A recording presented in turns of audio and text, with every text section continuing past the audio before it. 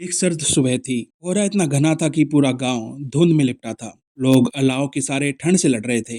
लेकिन गांव के एक कोने में एक छोटा सा आंगन था, जहां एक बूढ़ी औरत बैठी थी, जिसका नाम था शारदा।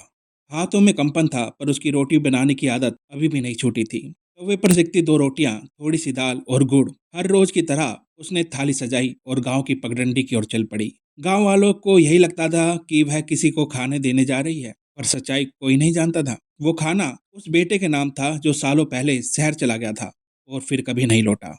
विशाल, माँ की आंखों का तारा, बचपन से ही तेज दिमाग, होशियार। शारदा ने अपने अरमानों की बलि दी, खेत तक गिरवी रख दिए और जेवर बेच डाले ताकि बेटे को पढ़ा सके। पर जब सफलता मिली तो बेटा पीछे मुड़कर गांव वापस नहीं आया। शुरुआत में फोन आता था, माँ अभी मीटिंग है, बाद में बात करता हूँ।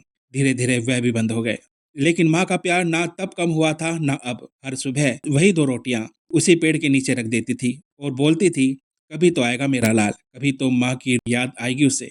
गांव वाले हंसते, ताने देते, अब वो शहर का बड़ा आदमी बन गया है, उसे गांव की मिट्टी और माँ की रोटी से क्या वास्ता। पर शारदा की आंखों में यकीन अब भी था। जिसने मेरी कोख से जन्म लिया है, वो मेरी रोटी की खुशबू को नहीं भूल सका। फिर एक दिन गांव में एक चमचमाती गाड़ी आकर रुकी। सूट बूट पहने, आंखों पर काले चश्मे लगाए एक शख्स उतरा।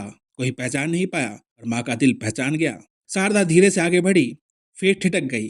वह चेहरा तो वही था, लेकिन आंखें झुकी हुई थी। बेटे ने कांपती आवाज में कहा, माँ बहुत कुछ पाया, लेकिन आपको खो दिया, मुझे माफ कर दो। शारदा चुपचाप अंदर गई, वही थाली निकाली और सामने रख दी।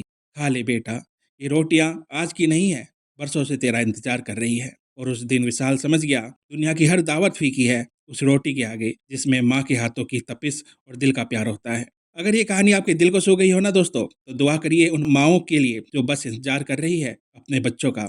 शायद कोई बेटा किसी दिन लौट आए, बस दो रोटियों की भूख को लेकर और माँ की ममता का कर्ज चुकाने। अगर आपकी आंखें भी नम हुई हो तो इस पोस्ट को एक प्यार भरा लाइक जरूर कीजिएगा और चैनल को सब्सक्राइब करना बिल्कुल मत भूलिएगा। मैं आपका दोस्त डॉक्टर संदीप सिवान, धन्यवाद।